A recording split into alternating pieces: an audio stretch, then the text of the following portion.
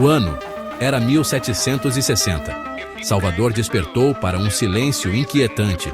Os sinos do colégio dos jesuítas estavam calados.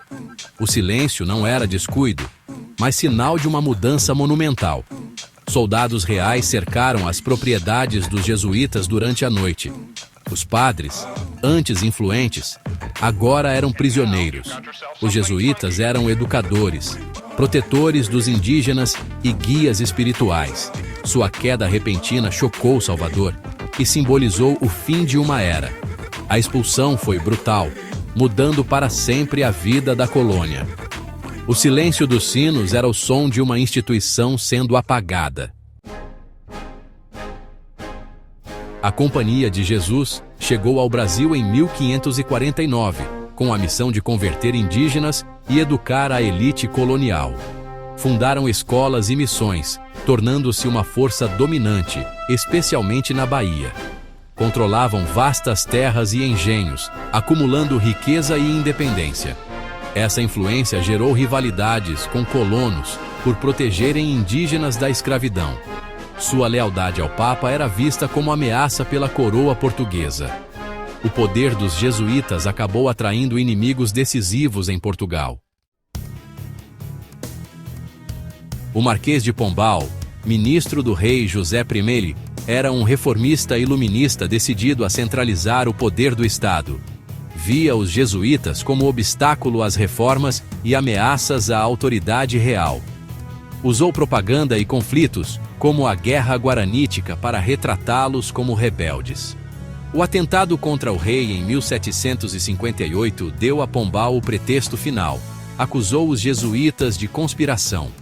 Com apoio do rei, declarou-os traidores, confiscou seus bens e ordenou a expulsão de Portugal e das colônias. A operação foi rápida e implacável. Ao destruir a Companhia de Jesus, Pombal eliminou seu maior rival e afirmou o poder absoluto do Estado.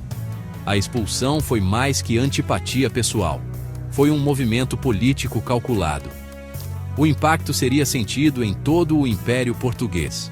O Estado, e não mais a Igreja, passaria a ditar as regras. Em 1760, tropas cercaram o Colégio dos Jesuítas em Salvador. Os padres foram presos e tiveram poucos minutos para juntar seus pertences. Livros, artefatos e registros foram confiscados. A surpresa foi total. Os jesuítas, mestres da cidade por séculos, tornaram-se cativos. Sob escolta armada, foram levados ao porto e embarcados para a Europa em condições precárias. Muitos não sobreviveram à viagem. Os que chegaram foram presos em Lisboa. A população assistiu entre choque, medo e, para alguns, satisfação. O colégio foi fechado, a biblioteca dispersa e as propriedades confiscadas. As terras foram vendidas, geralmente para antigos rivais dos jesuítas. A expulsão criou um vácuo de poder e desorganizou a vida educacional, religiosa e econômica da Bahia. O impacto foi imediato. Escolas fechadas, missões desfeitas e incerteza generalizada. O Estado demonstrava seu poder absoluto. A Bahia nunca mais seria a mesma. A expulsão dos jesuítas devastou a educação no Brasil, colégios fechados, bibliotecas dispersas e décadas sem ensino de qualidade. As missões indígenas foram desmanteladas, sem proteção. Os nativos ficaram vulneráveis à exploração. As novas políticas do governo, como o Diretório dos Índios, aceleraram a perda de terras e culturas indígenas. O equilíbrio entre igreja e Estado mudou. O rei passou a controlar a religião, enfraquecendo a influência da igreja. Outras ordens religiosas entenderam o recado: o poder agora era do Estado.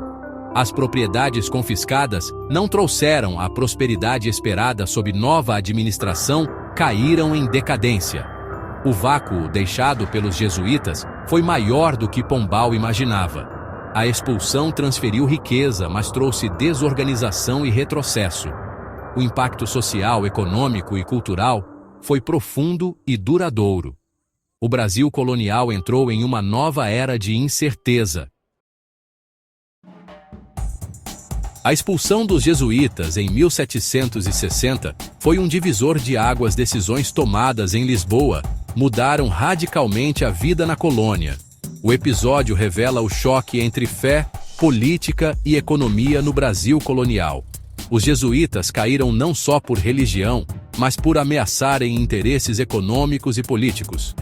O Estado venceu a Igreja, centralizando o poder e abrindo caminho para uma sociedade mais laica. A educação e o bem-estar público passaram a ser responsabilidade do Estado, não mais da Igreja. As reformas pombalinas moldaram o futuro do Brasil independente.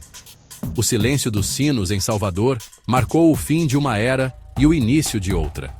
O legado: um Estado forte, uma Igreja enfraquecida e a eterna disputa por quem detém o verdadeiro poder no Brasil.